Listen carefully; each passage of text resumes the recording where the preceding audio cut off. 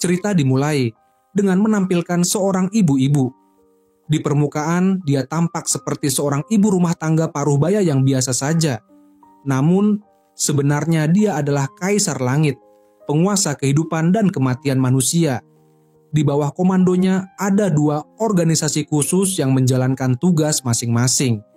Organisasi pertama dipimpin oleh utusan neraka bernama Park Jung Gil, dikenal sebagai tim penuntun arwah. Mereka bertugas mengurus roh-roh yang seharusnya telah meninggal, tetapi enggan bereinkarnasi. Organisasi kedua dipimpin oleh utusan neraka lainnya bernama Goryun, adalah tim manajemen krisis. Mereka menggunakan perangkat lunak khusus untuk mendeteksi emosi orang-orang yang ingin bundir. Ketika emosi negatif seseorang mencapai ambang batas tertentu, Goryun akan muncul dan menggunakan berbagai cara untuk mencegah mereka mengakhiri hidup.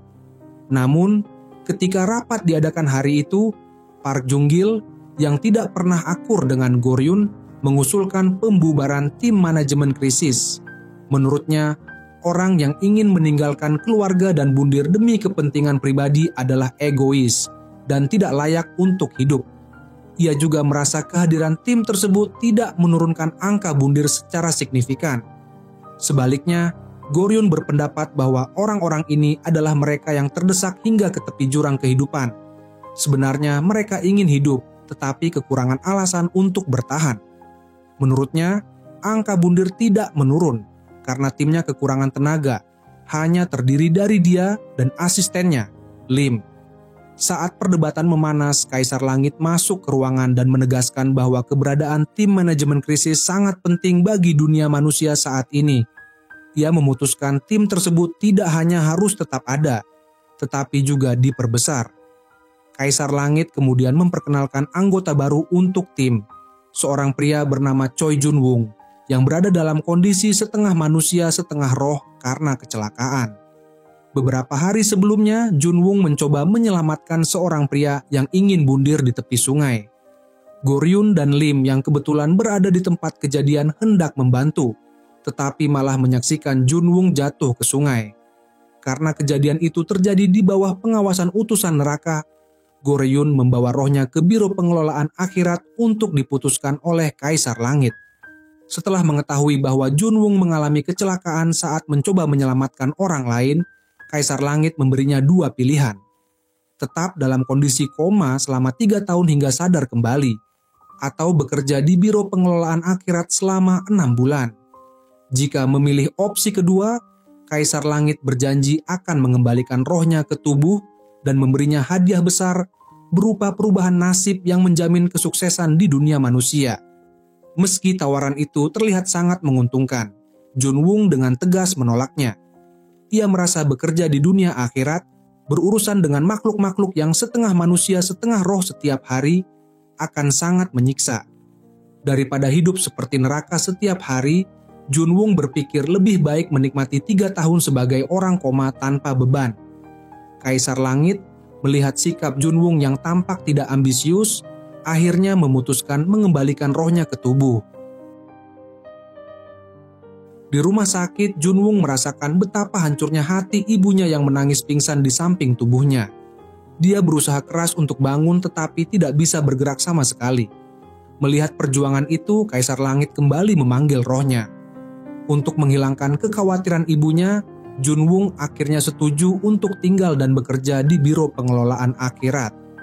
Meskipun Goryun tidak terlalu menyukai kehadiran Jun Woong yang setengah manusia dan setengah roh, dia terpaksa menerima karena timnya sangat kekurangan anggota. Misi pertama mereka hari itu adalah menyelamatkan seorang jurnalis bernama Noh Yunbi. Asisten Lim menunjukkan bahwa tingkat emosi negatif Yunbi telah mencapai 80%. Jika tidak segera ditolong, dia akan berada di ambang kehancuran mental. Untuk memahami penyebab masalahnya, Goryun menggunakan sebuah kunci untuk membuka gerbang waktu dan membawa Jun Woong ke dalam ingatan Yunbi. Dalam ingatan itu, Jun Woong menyaksikan pemandangan yang mengguncang keyakinannya. Yunbi mengalami perundungan berat hanya karena tertawa kecil ketika ketua geng sekolah sedang marah.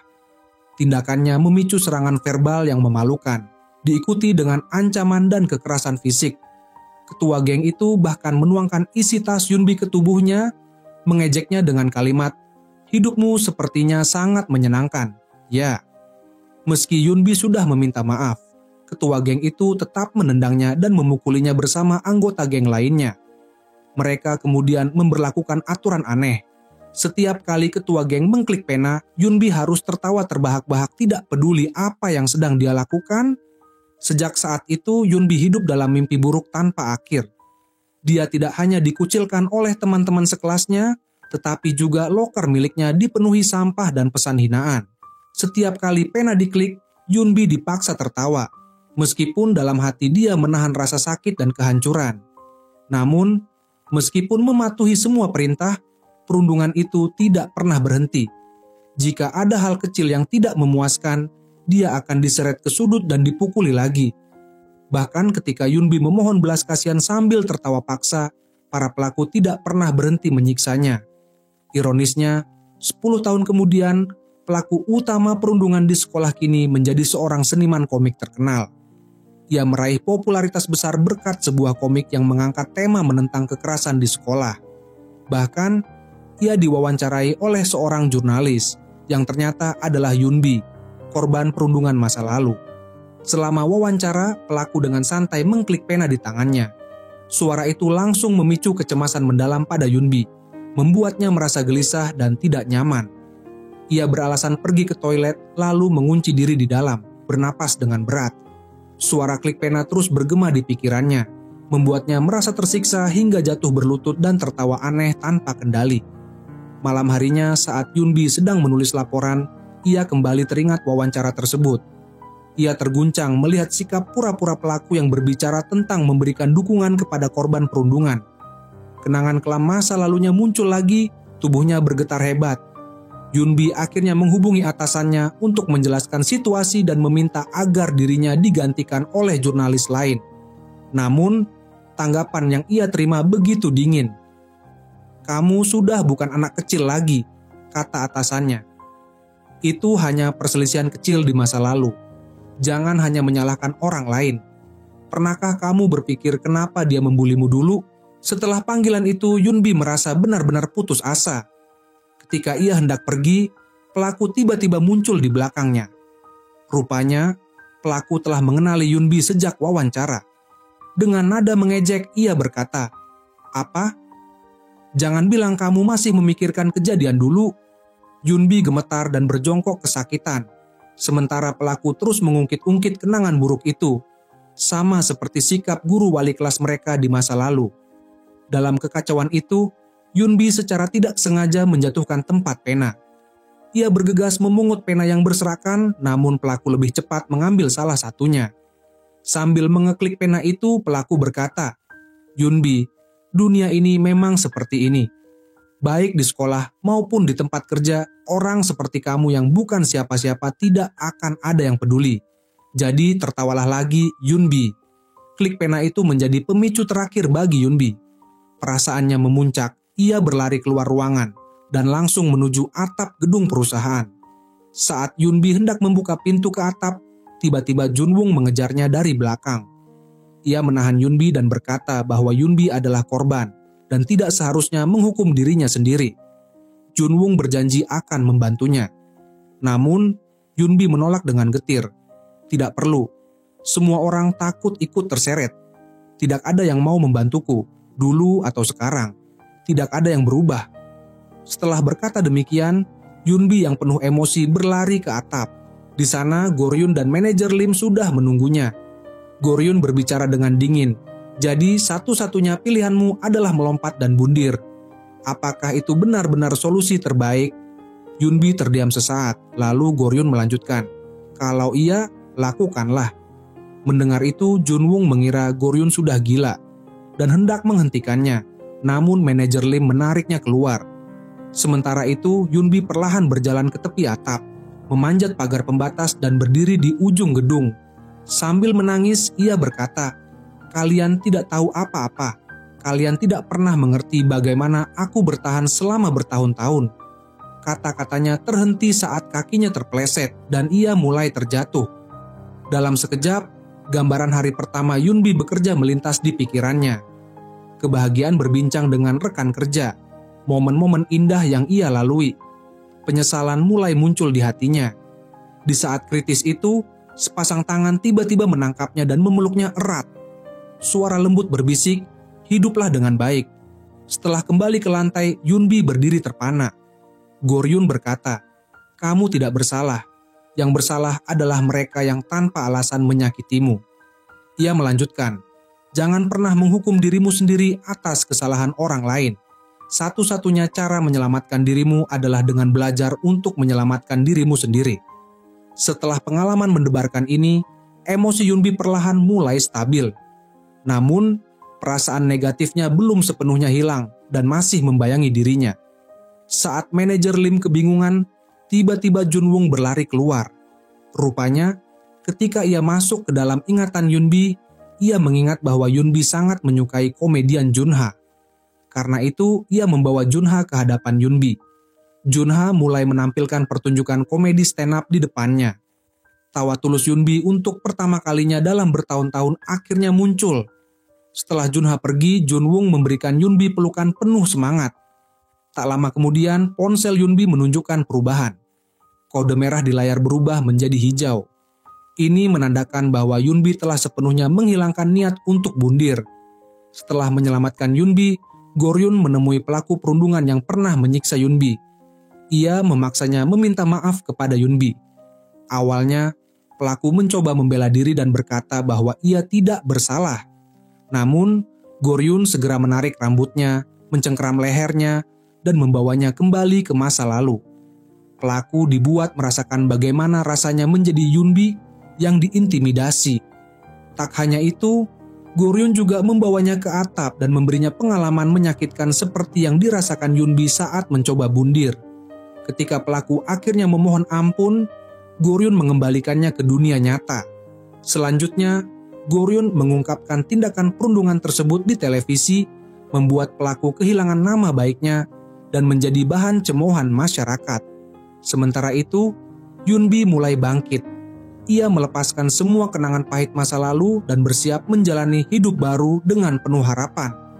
Ada yang berkata bahwa keadilan mungkin terlambat, tetapi tidak akan pernah absen. Namun, harapan Goryun adalah keadilan tidak hanya selalu hadir, tetapi juga tidak pernah terlambat. Di tengah cerita ini, kisah seorang pemulung tua bernama Lee Yong-chun muncul. Pemulung ini, meski hidupnya sederhana, meninggalkan kesan mendalam bagi banyak pihak, hingga bahkan para malaikat pencabut nyawa berkumpul untuk menghormatinya. Kaisar Langit dan banyak tokoh lainnya datang secara pribadi untuk memberikan penghormatan terakhir. Setelah perang usai, ia pulang ke rumah. Namun, rumah itu sudah menjadi puing, dan ibunya pun telah tiada. Ia mencoba untuk menggapai kembali mimpinya dan melanjutkan pendidikannya. Tetapi trauma perang yang dialaminya meninggalkan jejak mendalam. Tangannya terus bergetar, membuatnya bahkan tak mampu memegang pena. Saat malam tiba, bayangan teman-temannya yang gugur di medan perang terus menghantuinya, membuatnya sulit untuk tidur dengan tenang. Karena keadaan ini, ia harus meninggalkan pendidikannya dan beralih ke pekerjaan fisik. Tetapi, suara palu memaku di dekatnya mengingatkan kembali pada suara tembakan di medan perang, membuatnya kembali tenggelam dalam keputusasaan. Trauma yang ia alami di medan perang sepenuhnya menghancurkan arah hidupnya. Sejak itu, ia tak lagi bekerja dan menjalani hidup sebagai pengembara di jalanan. Ketika melihat pasangan muda berjalan bersama, hatinya sempat merasa iri. Namun, ketidakstabilan fisik dan emosinya membuatnya mengubur mimpi untuk menikah. Hidupnya terus mengalir tanpa arah, hingga di usia senjanya ia hidup dari memungut barang bekas di jalanan. Meski hidup dalam keterbatasan, ia adalah pahlawan yang berjasa melindungi negaranya di masa muda. Pada hari terakhir dalam hidupnya, Kaisar Langit memerintahkan Goryun dan timnya untuk mengantarkan penghormatan terakhir. Namun, ketika mereka tiba di rumahnya, ia tidak ada di sana. Mereka memutuskan untuk membersihkan rumahnya terlebih dahulu. Karena tak menemukan sapu, Junwoo menawarkan diri untuk membelinya. Saat keluar dari supermarket, ia melihat seorang anak kecil bertanya pada ibunya, mengapa seorang kakek tua harus memungut sampah? Sang ibu menjawab bahwa itu karena kakek tersebut tidak belajar dengan baik saat muda, sehingga hidupnya menjadi sulit di usia tua. Mendengar jawaban itu, Junwung merasa marah dan memarahi ibu tersebut. Ia pun mendekati kakek tua itu untuk membantunya menarik gerobak. Namun, ketika mulai berbicara, Junwung menyadari bahwa kakek itu adalah orang yang mereka cari, yaitu Lee Yongchun. Setelah mengantarkannya pulang, Lee Yongchun tampak canggung dan bertanya mengapa mereka mencarinya. Goryun kemudian menjelaskan bahwa mereka adalah utusan dunia bawah dan memberitahu bahwa umurnya hanya tersisa 1 hari. Alih-alih panik, kakek tua itu dengan tenang menerima kenyataan tersebut. Goryun bertanya apakah kakek itu memiliki keinginan yang ingin diwujudkan. Ia dan rekan-rekannya akan melakukan segala cara untuk membantunya. Namun, sang kakek hanya menjawab bahwa ia ingin menjalani harinya seperti biasa. Akhirnya, mereka menemani kakek itu menarik gerobaknya ke jalan untuk mengumpulkan barang bekas. Tak lama mereka menemukan tumpukan sampah berisi kardus dan botol bekas. Sang kakek terlihat sangat senang, berkata bahwa sudah lama ia tidak mendapatkan hasil sebanyak ini.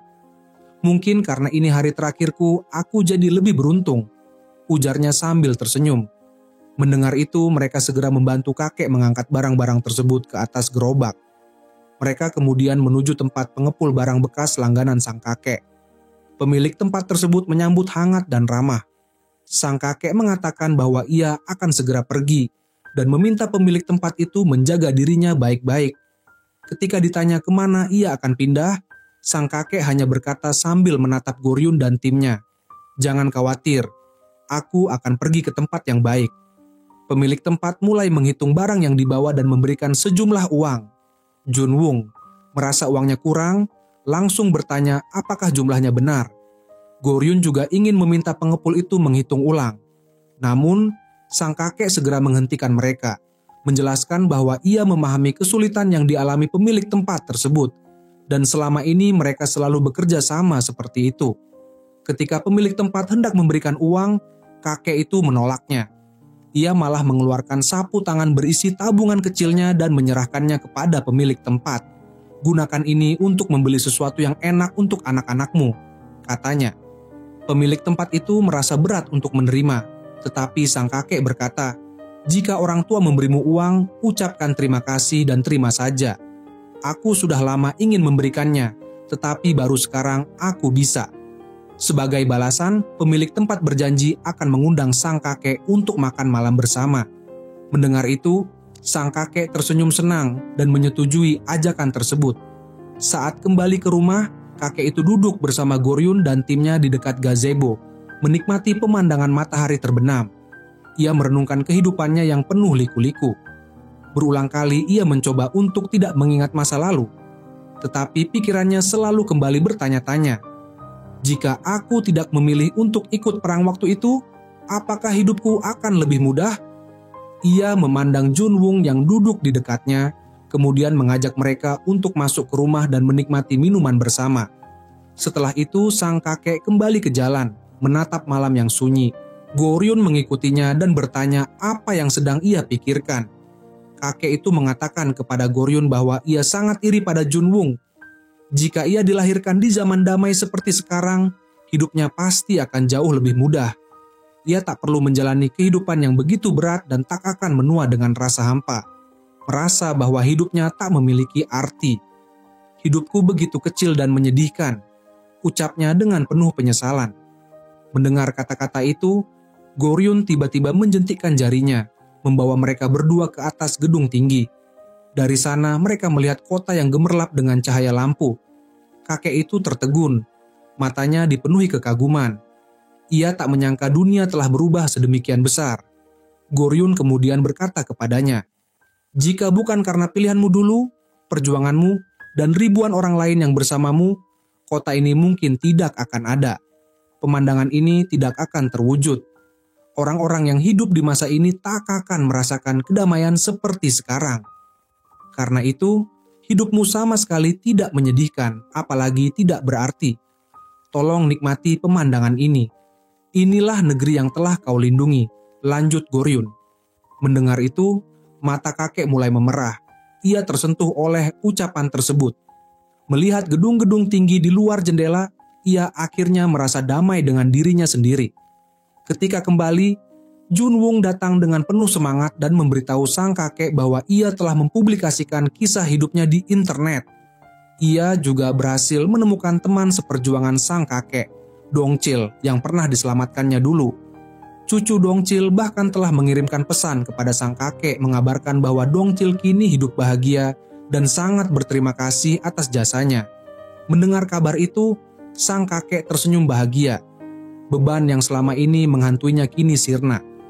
Mengetahui bahwa Dongchil hidup bahagia, ia merasa lega dan tak lagi menyesali masa lalunya. Pada saat yang sama, Goryun kembali ke Biro Pengelola Akhirat dan meminta kepada Park Jung-gil agar ia sendiri yang memimpin pengantaran sang kakek. Namun, Park Jung-gil tampak dingin dan tidak menanggapi permintaannya. Tak menyerah, Goryun menemui Kaisar Langit dan memohon agar Park Jung-gil mau membantu proses ini, sehingga sang kakek dapat pergi dengan damai tanpa penderitaan. Kaisar Langit menjelaskan bahwa sebelum Goryun datang, Park Jung-gil sendiri sudah mengajukan diri untuk memimpin proses tersebut. Waktu sang kakek akhirnya tiba. Ia mulai merasakan sakit yang luar biasa hingga mengerang di lantai. Junwung yang tak tega melihatnya keluar dari rumah sambil menangis. Junwung yang tidak tega melihat kondisi sang kakek memohon kepada Goryun untuk menyelamatkannya.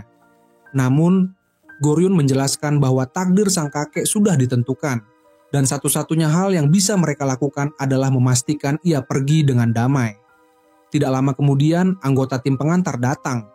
Junwung mencoba menghentikan mereka, memohon agar sang kakek diberi sedikit lebih banyak waktu.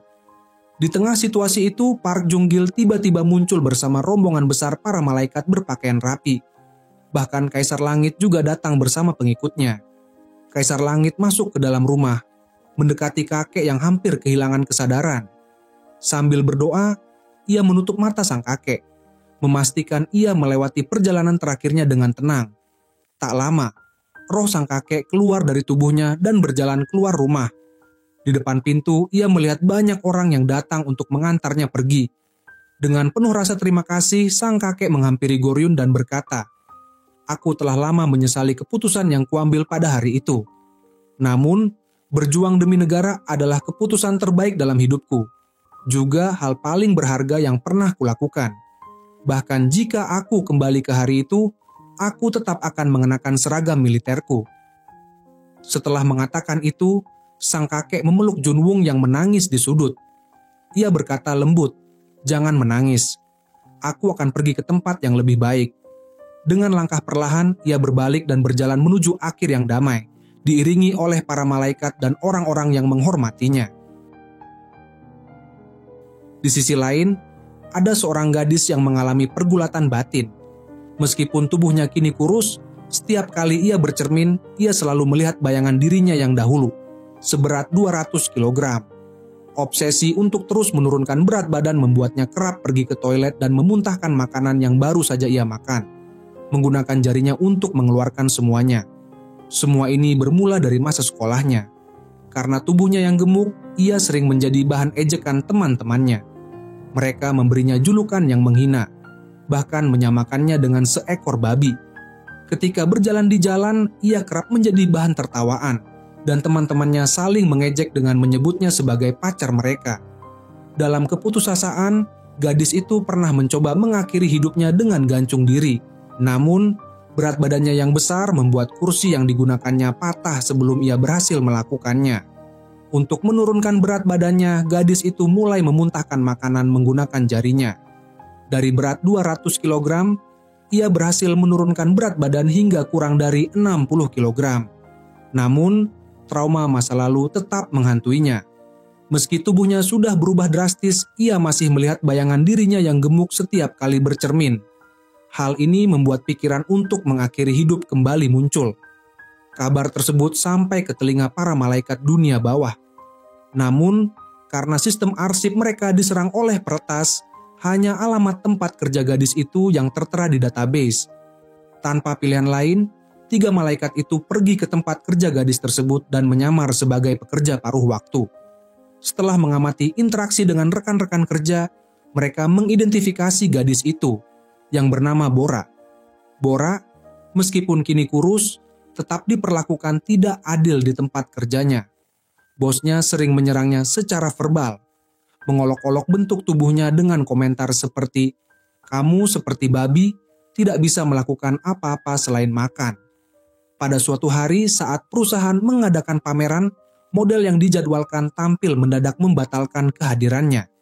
Bora menawarkan diri untuk menggantikan, tetapi rekan-rekannya langsung menolaknya dengan alasan bahwa penampilannya tidak layak untuk dilihat di pameran. Dengan penuh rasa malu, Bora meminta bantuan Goryun. Bahkan, Yina juga memohon agar Goryun membantu mereka menyelamatkan acara. Goryun setuju, tetapi dengan syarat Yina harus mentraktirnya makan setelah pameran selesai. Goryun mencurigai ada sesuatu yang disembunyikan Yina dan ingin memanfaatkan kesempatan ini untuk mendekatinya. Pameran pun berjalan lancar berkat penampilan Goryun yang memukau. Setelah acara selesai, mereka semua pergi ke restoran. Saat makan malam, Goryun terus memperhatikan Yina.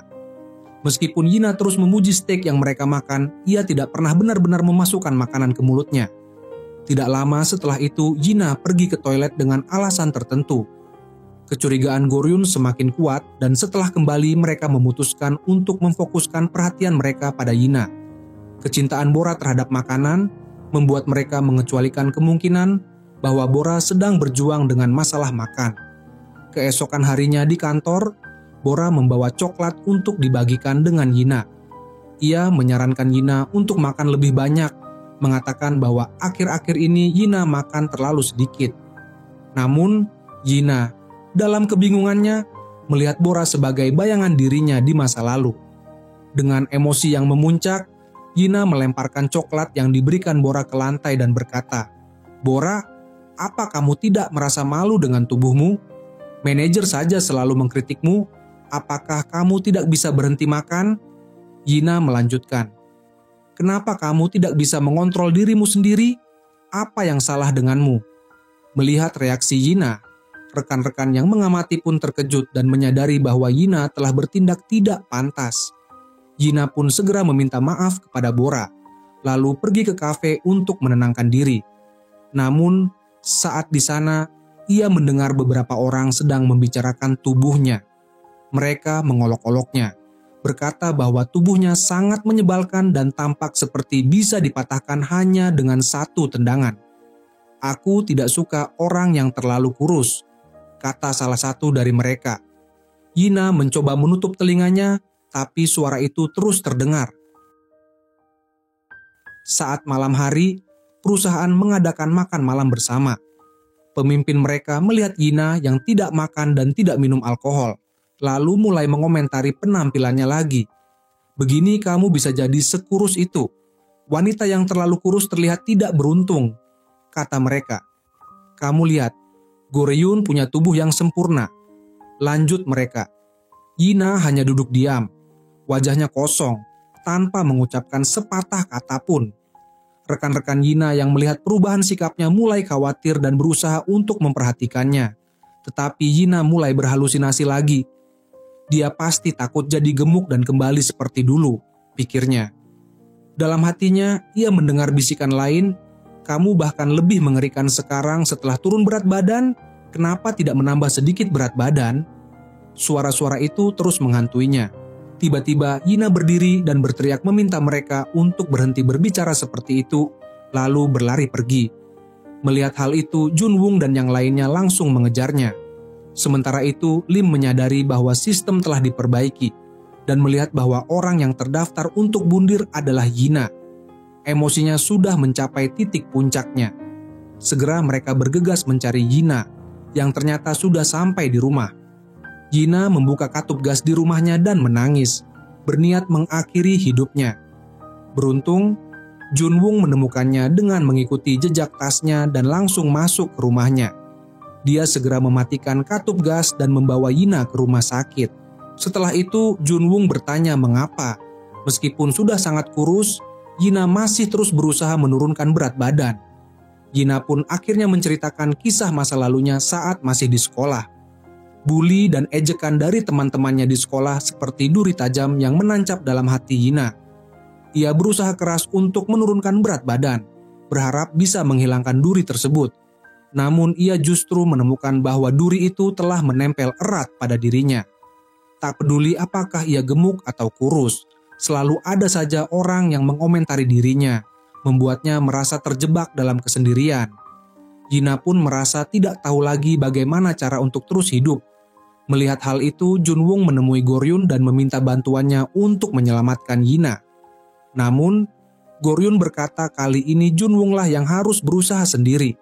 Ia merasa bahwa Junwoo memiliki kehangatan yang dapat menyembuhkan luka di hati Yina. Junwoo pun terpaksa memasuki ruangan Yina, duduk di sampingnya dan mulai menceritakan kisah adiknya. Adiknya pernah mengalami tekanan yang besar saat di perguruan tinggi hingga berat badannya meningkat drastis. Ia bahkan dibuang oleh pacarnya dan dipermalukan di pusat perbelanjaan karena tidak bisa menemukan ukuran pakaian yang cocok. Akibat terlalu peduli dengan pandangan orang lain, adiknya mulai berhenti makan.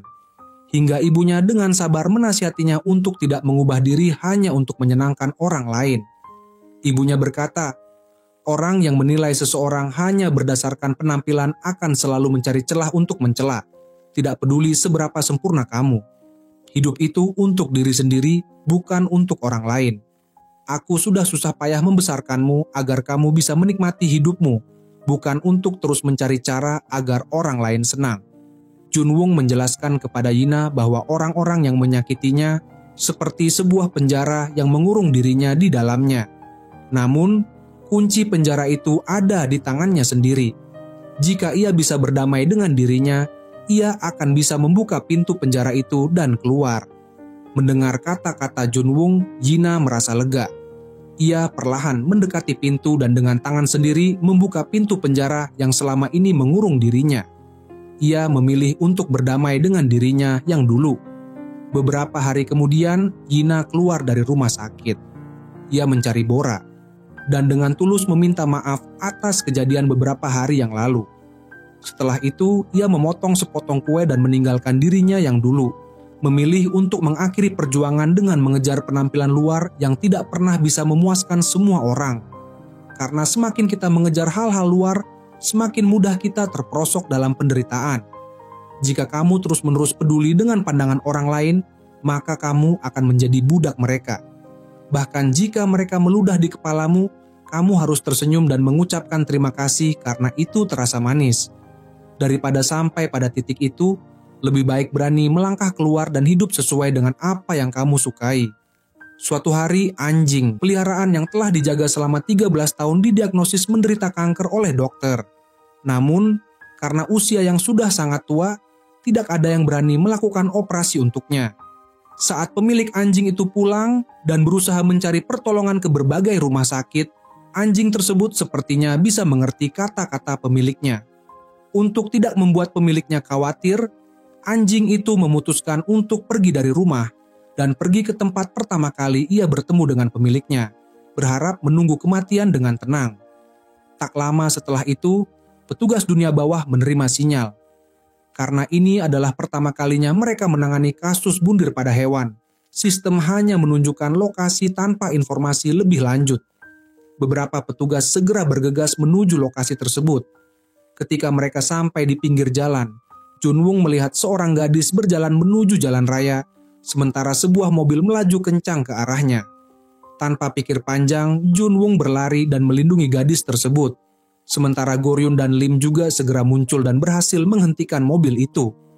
Namun, saat mereka hendak menanyakan alasan gadis itu, mereka terkejut melihat bahwa gadis tersebut sedang memeluk seekor anjing kecil. Ternyata, gadis itu berlari ke jalan bukan untuk bundir, melainkan untuk menyelamatkan anjing kecil yang berada di jalan. Ia tidak ingin mati karena masih harus bekerja dan ia meminta bantuan mereka untuk mencari pemilik anjing tersebut. Junwoo awalnya ingin menolak karena mereka harus menyelamatkan orang. Namun Goryun langsung setuju. Gadis itu segera menyerahkan anjing kecil bernama Dodo kepada Goryun. Dan setelah berterima kasih, ia buru-buru pergi untuk bekerja. Junwoo pun bertanya mengapa mereka tidak menyelamatkan orang. Namun Goryun menjelaskan bahwa anjing itulah yang mereka harus selamatkan.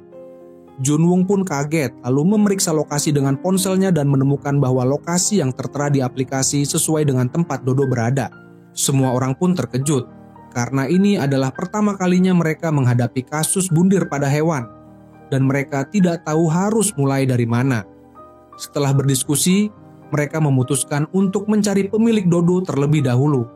Mereka mengunjungi semua toko hewan peliharaan di sekitar, namun tidak ada informasi mengenai Dodo. Saat mereka akhirnya menemukan sebuah klinik hewan, seorang dokter memberitahu mereka bahwa kondisi Dodo tidak baik. Dokter tersebut menyarankan untuk melakukan pemeriksaan lebih lanjut. Semua orang pun mulai menyadari bahwa Dodo mungkin sedang sakit, yang menyebabkan dirinya ditinggalkan oleh pemiliknya. Tak lama setelah itu, dokter kembali dan mengonfirmasi hasil pemeriksaan. Dodo sudah berusia 13 tahun dan berdasarkan tanda air mata di wajahnya, dokter menduga bahwa ia sudah terlantar selama sekitar seminggu. Selain itu, Dodo juga terdiagnosis kanker. Mendengar hal ini, Junwoo langsung marah dan menyalahkan pemilik Dodo karena tidak berperasaan, bahkan mengutuk mereka. Namun, tiba-tiba Dodo tampak seperti mengerti kata-katanya. Melihat hal ini, Lim buru-buru menghentikan Junwoo dan menyarankan untuk tidak terburu-buru membuat kesimpulan. Prioritas utama mereka sekarang adalah mencari pemilik Dodo. Goryun kemudian memberitahu Junwoo untuk segera pergi ke ruang arsip di Biro Manajemen Dunia Bawah. Dia menjelaskan bahwa karena Dodo hanya memiliki sedikit waktu yang tersisa, arsip tersebut pasti telah menyimpan video tentang kehidupan Dodo. Junwoo segera pergi ke sana dan sesampainya di ruang arsip, petugas yang bertanggung jawab sudah menyiapkan video tentang kehidupan Dodo. Petugas tersebut memberitahu Junwoo bahwa video tersebut berisi momen-momen paling bahagia dan juga paling penuh penyesalan dalam hidup Dodo. Dengan menontonnya dari awal, mereka pasti bisa menemukan petunjuk mengenai mengapa Dodo ingin mengakhiri hidupnya. Junwoo pun menekan tombol play dan segera menonton video tersebut. Di awal video, terlihat Dodo yang terluka dalam sebuah kecelakaan dan diselamatkan oleh seorang anak laki-laki bernama Kim Hun. Setelah membawanya pulang, Kim Hun sangat menyayangi Dodo dan mereka menjadi sangat dekat. Seiring waktu, Dodo menjadi seperti keluarga baginya. Mereka tumbuh bersama, saling mendampingi. Dalam sebuah kecelakaan, Kim Hun bahkan rela terbentur mobil demi menyelamatkan Dodo. Meskipun demikian, ia tidak pernah merasa marah pada Dodo. Sebaliknya, ia justru bangga dengan bekas luka tersebut, memperlihatkannya kepada Dodo seperti sebuah kehormatan. Seiring berjalannya waktu, Kim Hun tumbuh dewasa. Begitu pula dengan Dodo yang semakin tua. Untuk menutupi bekas luka di lengannya, Kim Hun memutuskan untuk membuat tato di lengannya. Meski demikian, mereka tetap seperti dulu, selalu bersama, melakukan segala hal bersama-sama. Namun, beberapa hari yang lalu, Dodo ditemukan mengidap kanker setelah pemeriksaan rutin. Karena usianya yang sudah tua, rumah sakit tidak berani melakukan operasi pada Dodo. Kim Hun pun mencari-cari rumah sakit hewan lain, tetapi tak ada satupun yang bersedia menangani Dodo setelah mengetahui kondisinya. Dodo sepertinya menyadari sesuatu. Untuk tidak membebani Kim Hun, Dodo memutuskan untuk pergi dari rumah. Melihat hal itu, Junwoo segera menelepon Goryun dan menceritakan apa yang baru saja dilihatnya. Tidak lama kemudian, Goryun menemukan postingan Kim Hun yang sedang mencari Dodo di internet. Dalam beberapa hari terakhir, Kim Hun telah berusaha mencari Dodo. Namun karena Dodo pergi terlalu jauh, ia tidak dapat menemukannya. Kim Hun menghabiskan waktu di rumah, menonton ulang video yang pernah ia buat untuk Dodo. Air mata terus mengalir tanpa bisa dihentikan. Tiba-tiba ia menerima pesan singkat yang memberitahukan bahwa Dodo telah ditemukan. Dengan penuh semangat, Kim Hun langsung berlari keluar rumah.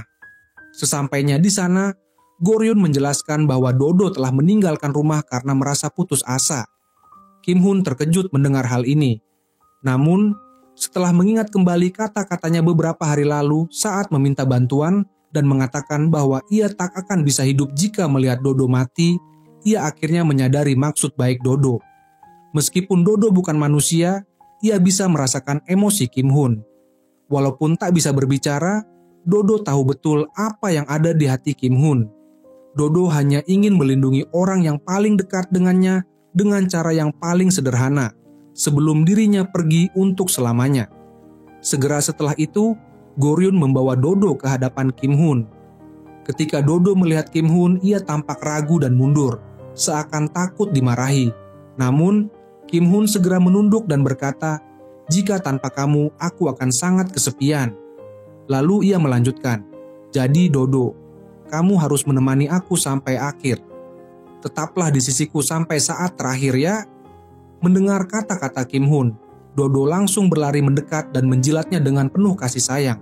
Goryun memberitahukan Kim Hun bahwa waktu Dodo sudah tidak banyak. Ia menyarankan Kim Hun untuk memanfaatkan waktu yang tersisa untuk mengantarkan Dodo dengan baik. Melihat hal itu, Junwoo memberikan syal miliknya kepada Dodo. Goryun kemudian memberikan mantel panjangnya kepada Kim Hun. Dia membawa Dodo ke taman yang sering mereka kunjungi saat masih kecil. Mereka duduk di bangku panjang tempat mereka biasa menonton matahari terbenam. Dan Kim Hun mulai mengingat kembali kenangan mereka sejak kecil. Dia berbicara kepada Dodo, mengingatkan bahwa Dodo tidak perlu khawatir tentang dirinya. Dia berjanji akan bekerja keras dan mencintai hidupnya, serta akan selalu mengingat Dodo dengan perasaan bahagia. Setelah mendengarkan kata-kata Kim Hun, Dodo perlahan menutup matanya. Dengan tenang, ia mengatakan, "Tidak apa-apa, aku di sini, jangan takut." Kim Hun pun berbisik, "Selamat tinggal Dodo." "Selamat tinggal saudaraku." Tak lama setelah itu, para malaikat pembawa jiwa datang untuk membawa jiwa Dodo. Lim menghibur Dodo, menyarankan agar ia merasa bahagia, karena di tempat lain ia akan bertemu banyak teman baru. Namun, Dodo memilih untuk tetap berada di sisi Kaisar Yu dan tidak segera dilahirkan kembali. Dodo masih menunggu kedatangan seorang pria, Kim Hun, yang baru akan datang 60 tahun kemudian. Akhirnya, kedua saudara ini bertemu lagi dan mereka bisa bersama-sama terlahir kembali untuk menjalani kehidupan baru mereka. Di sisi lain, sebuah kejadian tragis menimpa seorang gadis. Ia menjadi korban pemerkosaan, namun ibunya malah menyalahkan dan mengatakan bahwa itu adalah kesalahannya sendiri. Ayahnya juga menyalahkan gadis itu karena keluar malam. Bahkan kakaknya yang selama ini sangat menyayanginya juga menuduhnya, mengatakan bahwa ia pantas mendapatkannya karena berpakaian terlalu seksi saat keluar. Gadis itu merasa sangat terluka, dan dengan hati yang penuh kepedihan, ia mendekati kakaknya dan bertanya, mengapa ia dibiarkan sendirian malam itu? Mengapa kakaknya tidak mengantarnya pulang?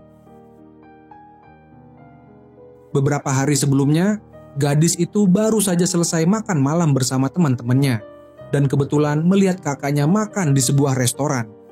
Ia ingin kakaknya menemaninya pulang, namun kakaknya yang masih belum selesai minum mengatakan bahwa ia akan pulang lebih dulu, karena restoran itu dekat dengan rumah mereka. Saat gadis itu berjalan sendirian di jalan, tiba-tiba ada seseorang yang meletakkan tangannya di bahunya. Ia mengira itu adalah kakaknya yang mengikutinya. Namun setelah menoleh, ia terkejut karena ternyata orang tersebut adalah seseorang yang tidak dikenalnya. Gadis itu terpaksa menurut ketika pria tersebut mengancamnya. Saat mereka sampai di sebuah persimpangan, gadis itu berusaha melepaskan diri dan mencoba melarikan diri. Namun, baru beberapa langkah berlari, pria itu berhasil mengejarnya dan langsung menamparnya hingga terjatuh. Dengan kasar, pria itu menarik rambut gadis itu dan menyeretnya ke toilet umum di pinggir jalan. Setelah mengalami pelecehan, gadis itu hampir kehilangan kewarasan. Dia terus memohon agar pria itu melepaskannya. Pria itu kemudian mengusulkan sebuah permainan. Jika gadis itu bisa menghitung sampai 1000 dengan mata tertutup, maka dia tidak akan melanjutkan perbuatannya. Gadis itu terpaksa menyetujuinya. Setelah pria itu keluar, gadis itu duduk di toilet dan mulai menghitung. Ketika sudah mencapai angka 600 dan tidak mendengar suara apapun dari luar, gadis itu berniat membuka pintu dan keluar.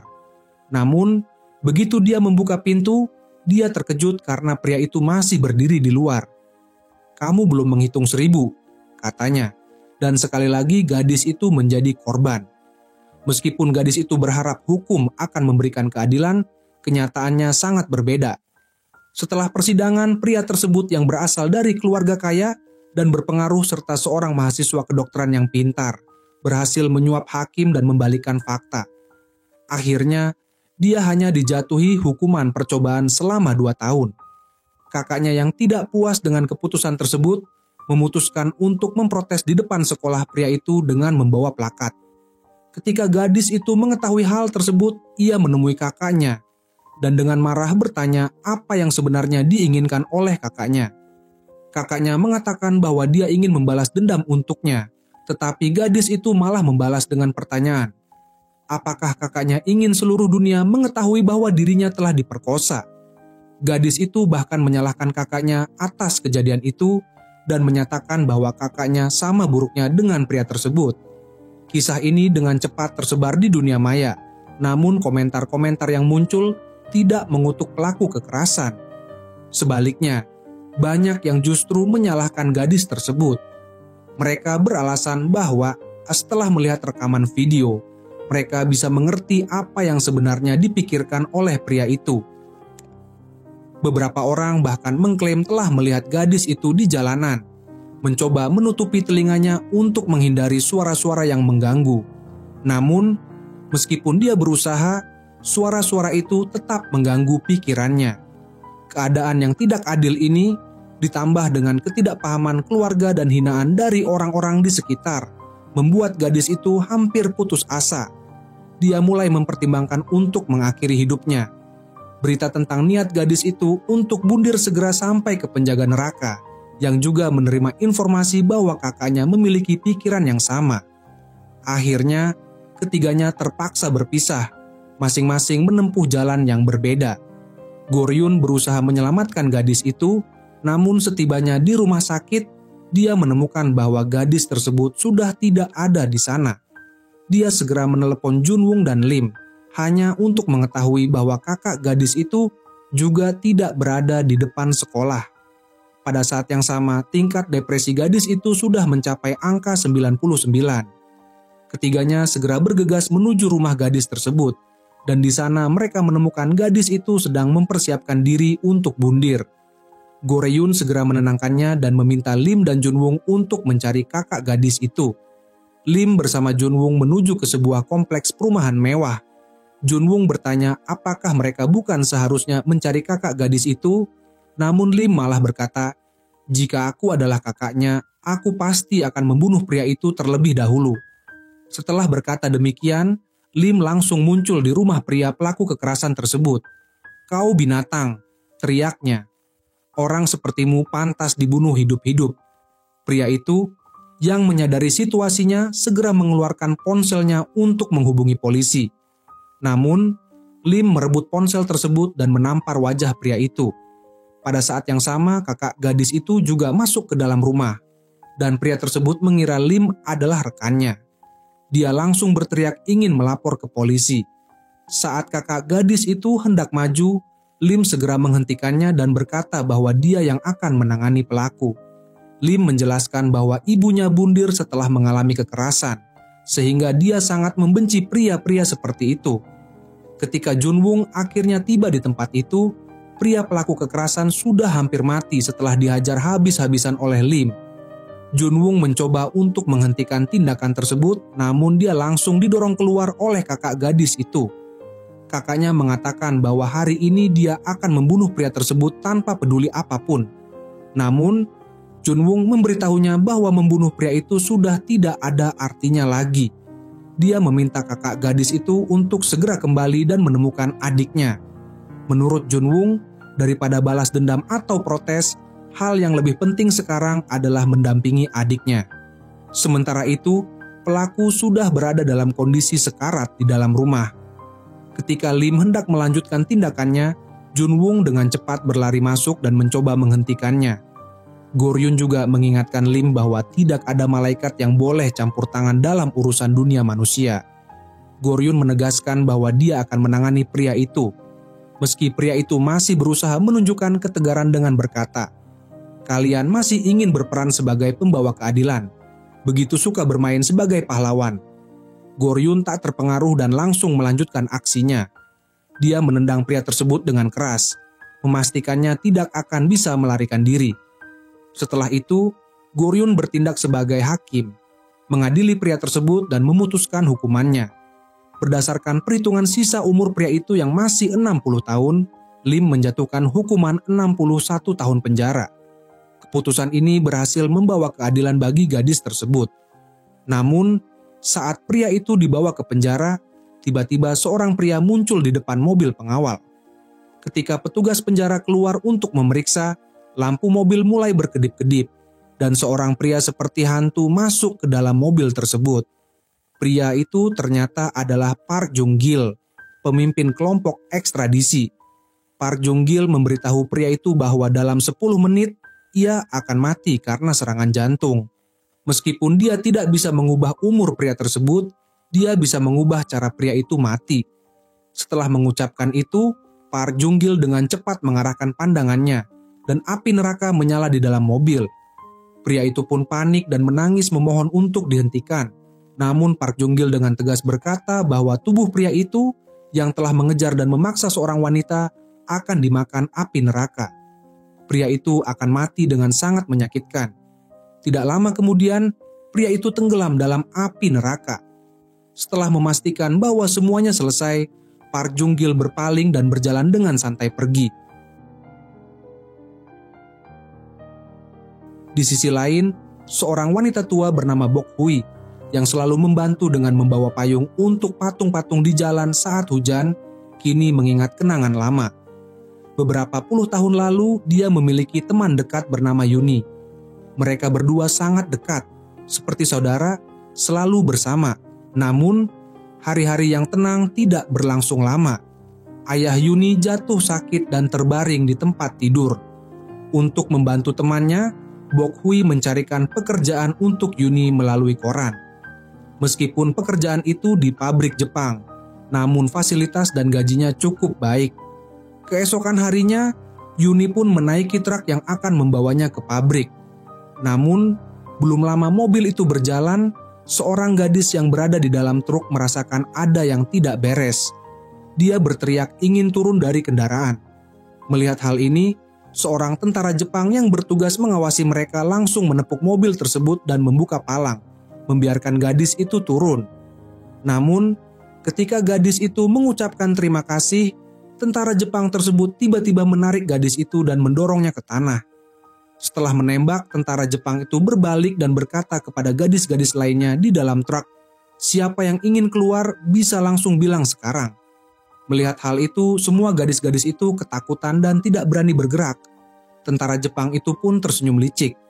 Akhirnya, seluruh kelompok gadis-gadis tersebut dibawa ke rumah bordil milik tentara Jepang, menjadi alat pemuas nafsu mereka.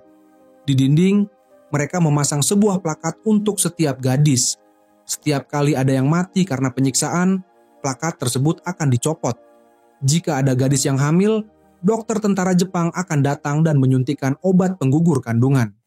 Meskipun mereka saling merasa kasihan atas nasib yang dialami teman-temannya, para gadis tersebut tidak berani untuk saling membantu karena takut menjadi sasaran kekejaman yang lebih besar. Suatu malam, seorang gadis bernama Lee Jong-mun mendapati Yuni masuk ke kamar salah seorang gadis yang baru saja keguguran untuk merawatnya. Saat itu, seorang tentara Jepang datang dengan cepat, menerobos masuk ke dalam kamar dan melemparkan Yuni keluar. Karena Yuni bisa berbahasa Jepang, dia menjelaskan bahwa dia hanya takut jika gadis itu mati akan merepotkan tentara Jepang, sehingga ia datang untuk merawatnya. Meskipun Yuni kembali dipukuli oleh tentara Jepang, dia tidak menyerah. Setiap hari, dia tetap datang untuk merawat gadis-gadis tersebut. Lama-kelamaan, tindakan Yuni menginspirasi gadis-gadis lainnya dan mereka mulai saling mendukung satu sama lain. Namun, Lee Jong-mun yang juga berada di sana tetap merasa takut untuk mendekat. Dia sudah sangat tertekan oleh penyiksaan yang diterimanya, baik secara fisik maupun mental. Bahkan dalam tidur pun, dia bermimpi tentang tentara Jepang yang menyiksanya. Rasa sakit yang dialaminya membuatnya merasa putus asa. Untungnya pada suatu hari, Yuni masuk ke dalam kamar Lee Jong-mun. dan berhasil menghentikan niatnya untuk bundir. Yuni berkata padanya, "Hanya dengan bertahan hidup kita akan punya harapan untuk pulang." Dia meyakinkan Lee Jong-mun bahwa hanya dengan bertahan hidup mereka akan memiliki kesempatan untuk membalikkan keadaan. Pada awalnya, Lee Jong-mun tidak terkesan dengan kata-kata Yuni. Namun, setelah melihat Yuni yang meski lengan kanannya dipatahkan oleh tentara Jepang, tetap bisa bernyanyi dengan gembira dan berbicara dengan optimis tentang temannya, Bok Hui, dia mulai merasa terinspirasi. Semangat hidup Yuni yang tak pernah padam membuatnya kembali mendapatkan dorongan untuk bertahan hidup. Namun, kebahagiaan itu tidak bertahan lama. Yuni kembali mengalami penyiksaan yang kejam dari tentara Jepang.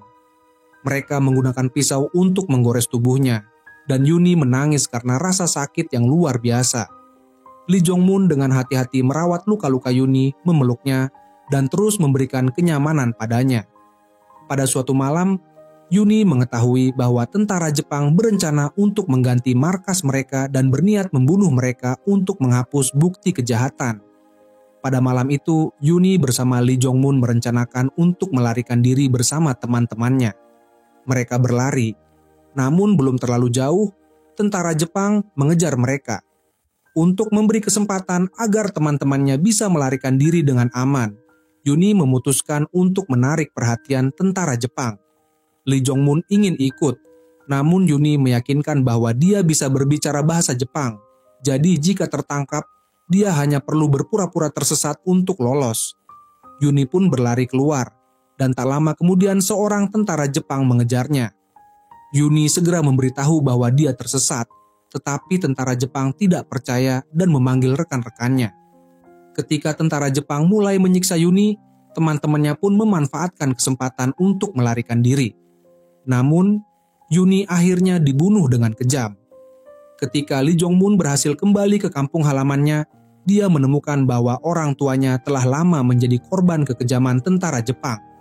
Warga desa yang tahu bahwa dia pernah menjadi wanita penghibur memperlakukannya dengan hina, mencemoohnya karena dianggap tak tahu malu meskipun masih muda. Mereka mencaci dan menyebutnya tidak punya rasa malu, bahkan lebih kejam dari tentara Jepang dalam kata-kata mereka. Karena tak ingin masa lalunya terungkap, Lee Jong-mun menjalani hidupnya dengan menyembunyikan identitasnya. Ia hidup seorang diri hingga tua. Setiap kali melihat berita tentang wanita penghibur di televisi, dia merasa malu dan bertanya-tanya, mengapa orang-orang harus mengungkapkan kisah mereka ke dunia.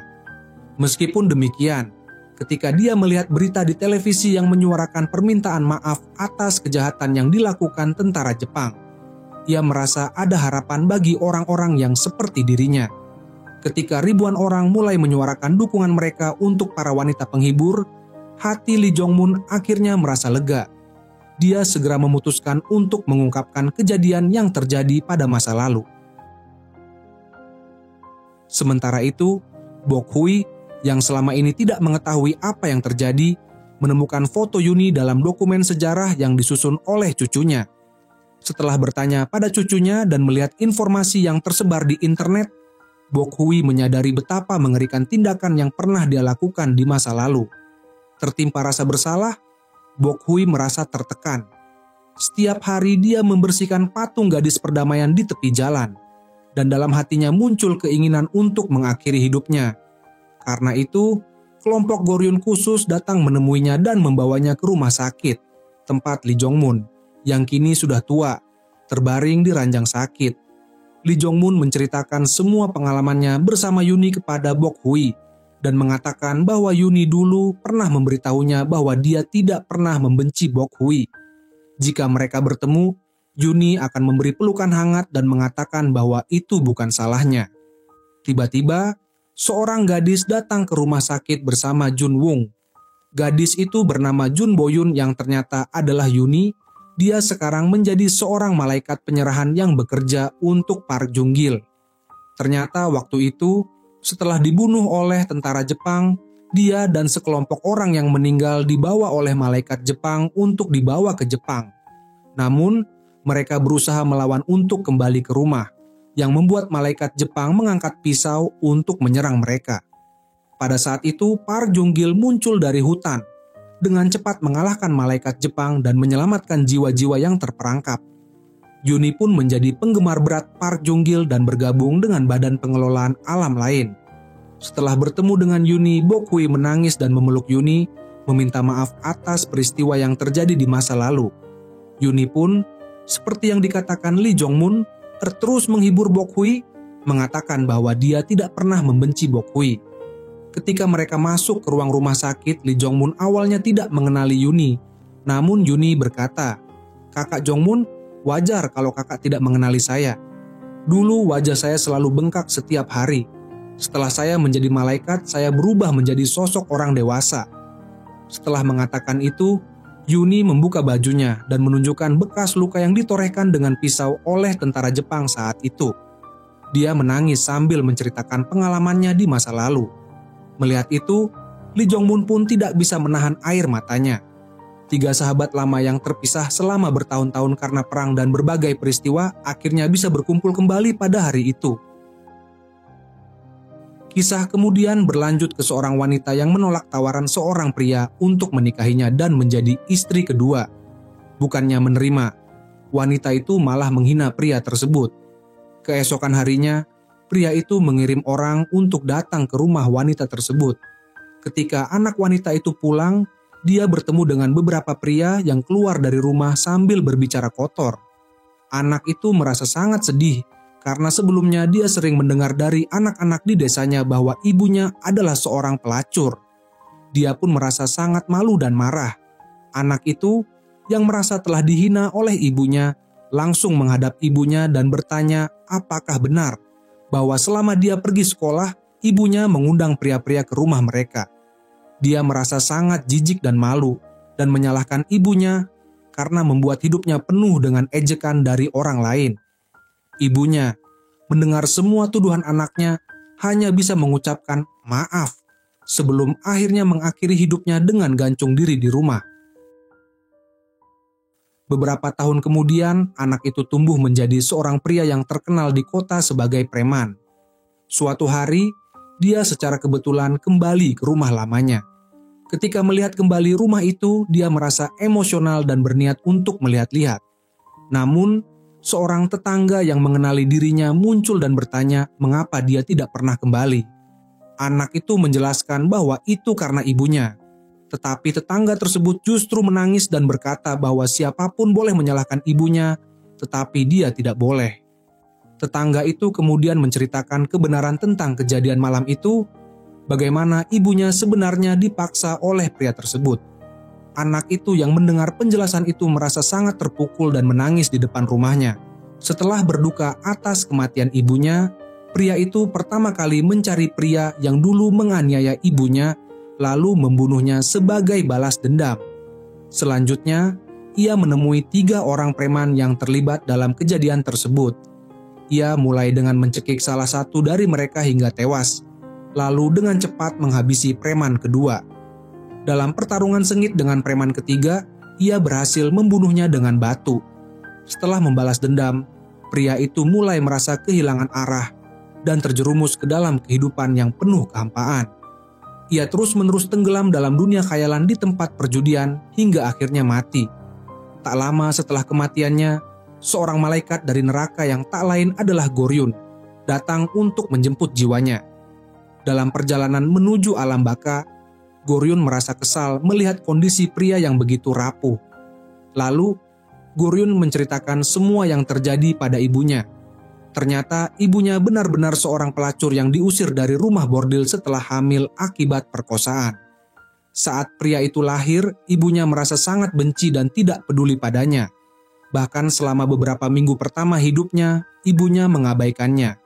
Namun, suatu hari, ketika ibunya secara tidak sengaja memegang jarinya, perasaan cinta seorang ibu yang telah lama terkubur akhirnya muncul. Sejak saat itu, ibunya bertekad untuk merawatnya dengan sepenuh hati dan menolak segala penawaran menggiurkan dari pejabat tinggi demi masa depan anaknya. Mendengar cerita itu, pria itu menangis terseduh-seduh. Untuk menebus dosa-dosanya, ia memutuskan untuk mengorbankan kesempatan untuk terlahir kembali. Ia memilih untuk tetap tinggal di dunia gaib sebagai seorang utusan neraka, berharap dapat membersihkan dosanya dan mendapatkan kesempatan untuk bertemu kembali dengan ibunya. Beberapa abad kemudian, dalam kehidupan berikutnya, pria itu kini kita kenal sebagai Lim. Ia akhirnya menemukan reinkarnasi ibunya. Kali ini, ibunya bernama Lin Yu, yang bekerja sebagai penjaga toko pakaian, dan sedang hamil meskipun terus bekerja keras untuk mencari nafkah. Untuk membantu ibunya, Lim sering datang ke toko dan membeli barang, serta menjaga bisnis ibunya. Namun, suatu hari, seorang wanita datang ke toko dan mulai membuat keributan. Ia membawa celana yang sudah dipakai dan meminta pengembalian uang. Lin Yu memeriksa celana tersebut dan mencium bau parfum di atasnya. Setelah itu, ia memeriksa saku celana dan menemukan sepotong kulit permen beraroma. Lin Yu memberitahu wanita itu bahwa barang yang dibeli tidak memenuhi syarat untuk dikembalikan. Namun, wanita tersebut malah marah dan mulai membuat keributan di dalam toko, menuduh Lin Yu sengaja mencari masalah karena perutnya yang hamil. "Kamu kira hanya kamu yang pernah hamil?" ujar wanita itu. Lin Yu hanya terkejut mendengar perkataan tersebut. Tak lama kemudian, wanita itu meminta Lin Yu untuk berlutut dan meminta maaf, lalu secara paksa menyeretnya hingga terjatuh ke lantai. Melihat masalah yang semakin besar, wanita itu buru-buru meninggalkan toko. Lin Yu kemudian dilarikan ke rumah sakit. Tetapi setelah beberapa jam perawatan intensif, anak yang ada di dalam kandungannya tidak bisa diselamatkan. Meskipun suaminya tidak menyalahkannya, Lin Yu merasa sangat bersalah. Ia merasa bahwa semuanya terjadi karena dirinya yang terlalu memikirkan uang dan mengorbankan nyawa anaknya. Perasaan bersalah ini membuatnya hampir mengalami gangguan mental. Bahkan sempat memikirkan untuk mengakhiri hidupnya. Kabar tentang niat bunuh Lin Yu akhirnya sampai ke telinga Junwoo dan Goryun. Mereka segera pergi ke pusat perbelanjaan tempat Lin Yu bekerja, tanpa memberitahukan suaminya. Mereka melihat bahwa meskipun Lin Yu tampak ceria di depan orang lain, namun ia selalu terlihat sangat sedih di balik layar.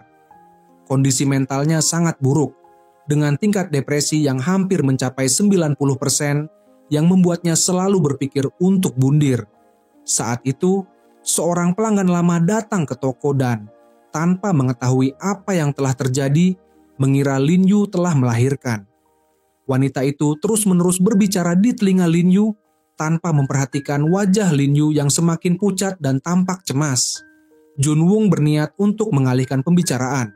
Namun wanita itu tetap tidak berhenti berbicara sampai manajer toko datang dan mengarahkannya ke tempat lain.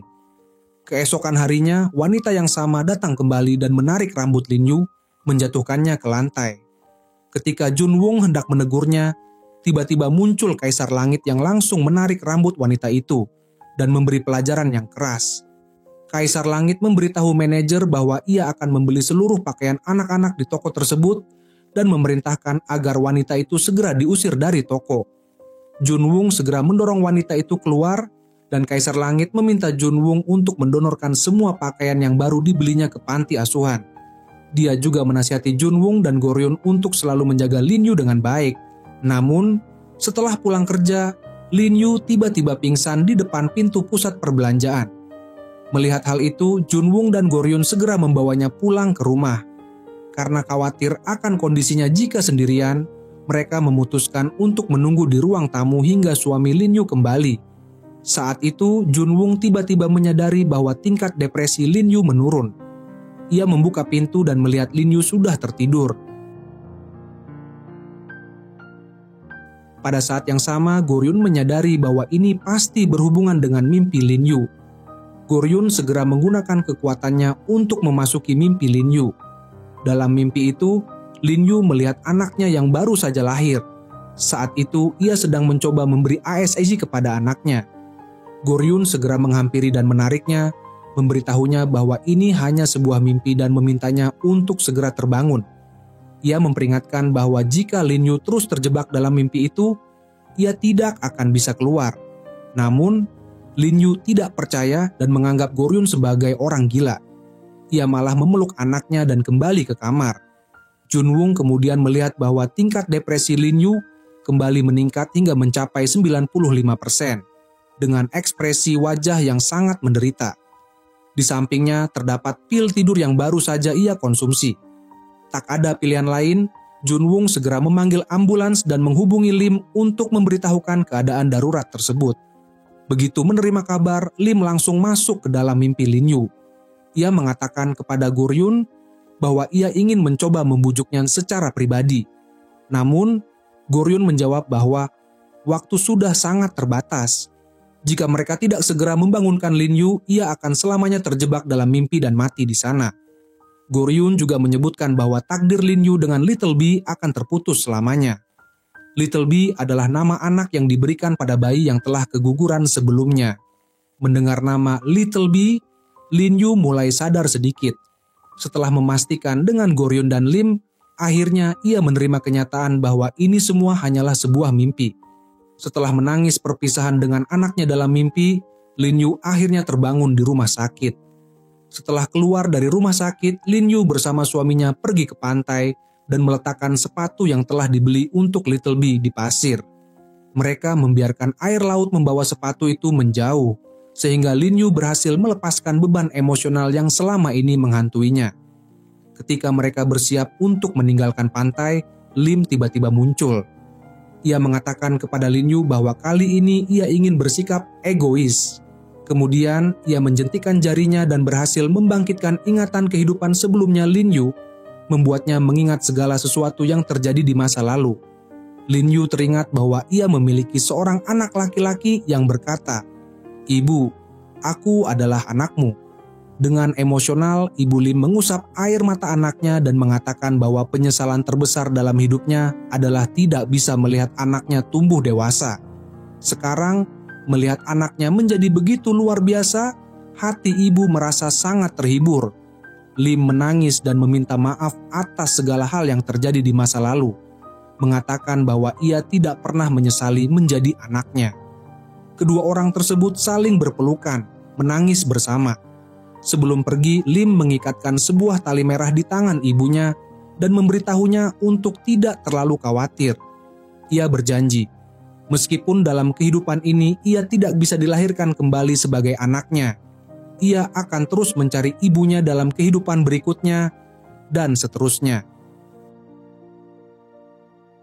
Beberapa hari kemudian, di sekolah manajemen alam baka, Kaisar Langit menunjukkan sebuah video kepada beberapa anak-anak kecil. Dalam video itu, tampak Lin Yu berbicara tentang Little B, dan dia bertanya kepada anak-anak siapa yang ingin memilihnya sebagai ibu. Tiba-tiba, seorang gadis kecil bernama Little B mengangkat tangannya. Di sisi lain, Goryun merasa sangat tertekan pada hari peringatan hari ini, bahkan berpikir untuk bundir. Nilai depresinya mencapai 100%. Melihat kondisi ini, Junwung segera mencari bantuan dari Kaisar Langit. Namun, Kaisar Langit menjelaskan bahwa penyebab kematian Goryun di kehidupan sebelumnya sangat tragis, yang membuat hatinya terkunci oleh sebuah dendam yang hanya bisa ia buka sendiri. Jika Junwung ingin ikut campur dan membantu, ia juga akan merasakan penderitaan yang sama. Junwung sangat khawatir jika Goryun sampai terluka dan tetap bersikeras ingin membantunya. Kaisar Langit akhirnya mendekatinya dan berkata, "Semoga kamu bisa menanggungnya." Ternyata 400 tahun yang lalu, Goryun dan Park Jong-gil adalah pasangan yang penuh cinta. Namun, karena perang, Park Jong-gil yang merupakan seorang jenderal terpaksa meninggalkan rumah untuk bertempur demi kepentingan negara. Setelah mengucapkan selamat tinggal kepada Goryun, ia segera berangkat ke medan perang. Namun, saat ia kembali dengan kemenangan, ia menerima kabar buruk dari ibunya bahwa Goryun telah diculik oleh suku barbar. Mendengar itu, Park Jong-gil segera menaiki kudanya dan bergegas keluar kota untuk mengejar. Ia bertempur sepanjang perjalanan, namun ia tidak dapat menemukan Goryun. Satu-satunya petunjuk yang ia temui adalah sebuah sepatu bordir Goryun yang tergeletak di semak-semak. Sementara itu, Goryun telah dibawa oleh suku barbar ke perbatasan, di mana ia disiksa. Untuk menyelamatkan sesama yang juga diculik, Goryun diam-diam menaruh racun ke dalam makanan musuh. Goryun, yang telah menyelamatkan sesama yang diculik, berhasil membunuh semua musuh yang menculik mereka dengan racun. Setelah itu, dia membawa para tawanan itu melintasi gunung dan sungai untuk kembali ke kampung halaman mereka. Namun, saat mereka hendak memasuki kota, para penjaga kota tiba-tiba menghentikan mereka. Mereka menuduh Goryun dan kelompoknya sebagai mata-mata musuh dan melarang mereka masuk ke kota.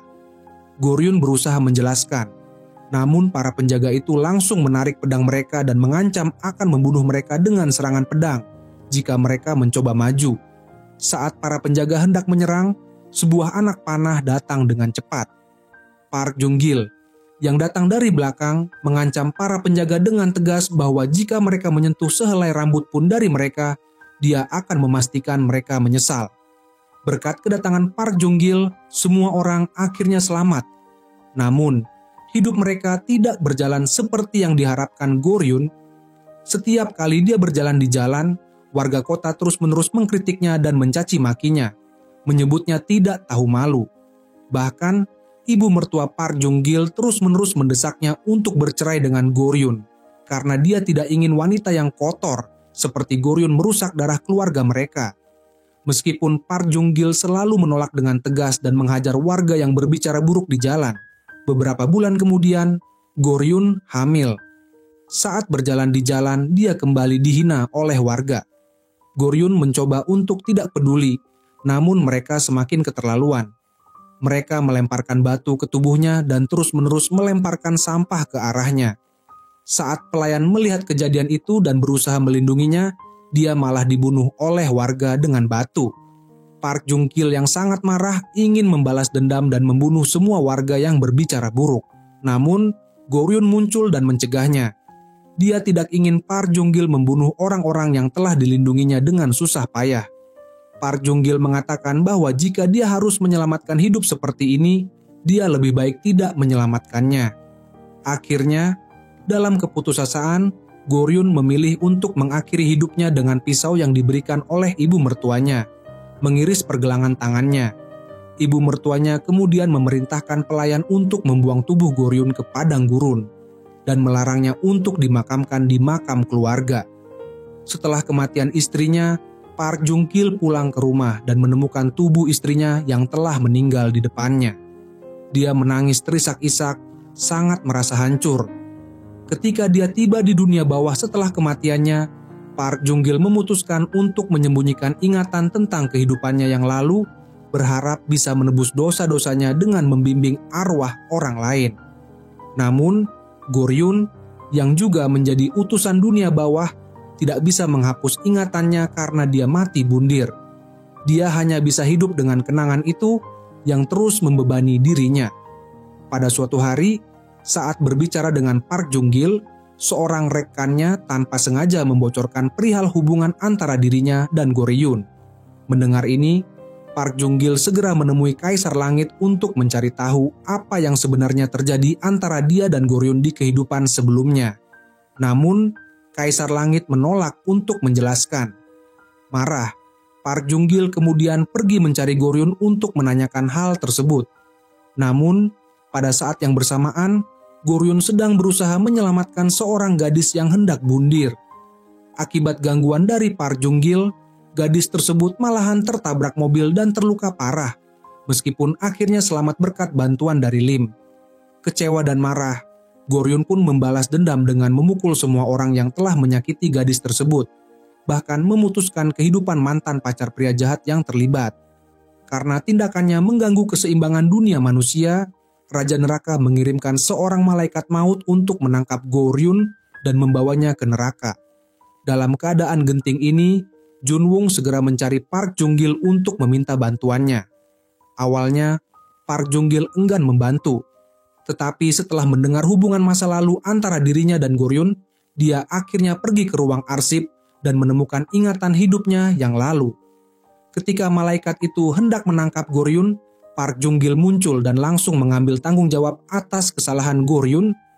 Dia bersedia menerima hukuman berupa 6 bulan berlutut sebagai pengganti Goryun.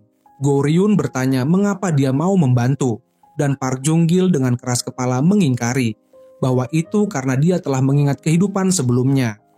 Dia hanya mengatakan bahwa bencana ini disebabkan oleh dirinya, jadi dia harus menanggung akibatnya. Namun, Goryun sudah tahu bahwa Park Jung-gil mengetahui semuanya. Dia memberitahunya bahwa meskipun hubungan mereka di masa lalu tidak bisa dilanjutkan, mereka masih bisa bertemu setiap hari, dan itu sudah cukup bagi dirinya. Park Jung-gil menerima kenyataan itu dengan lapang dada. Waktu pun berlalu dengan cepat. 6 bulan kemudian, Junwoo kembali ke dunia manusia.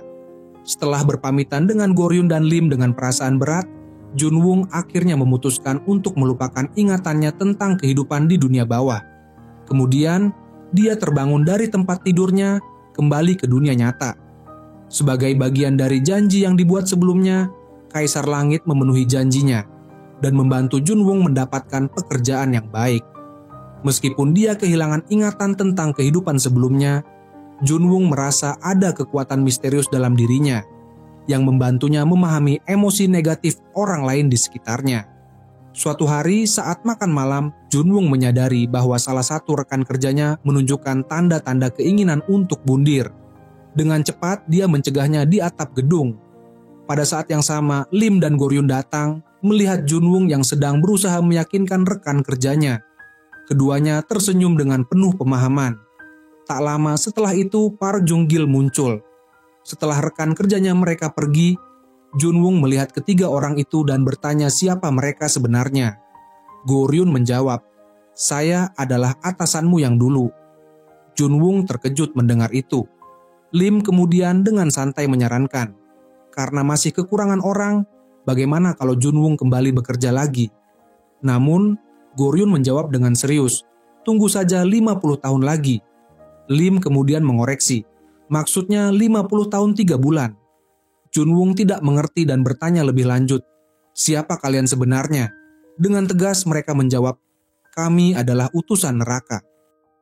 Dan jika kalian suka video ini, silakan klik tombol like dan subscribe channel Drama Populer agar tidak ketinggalan video menarik berikutnya.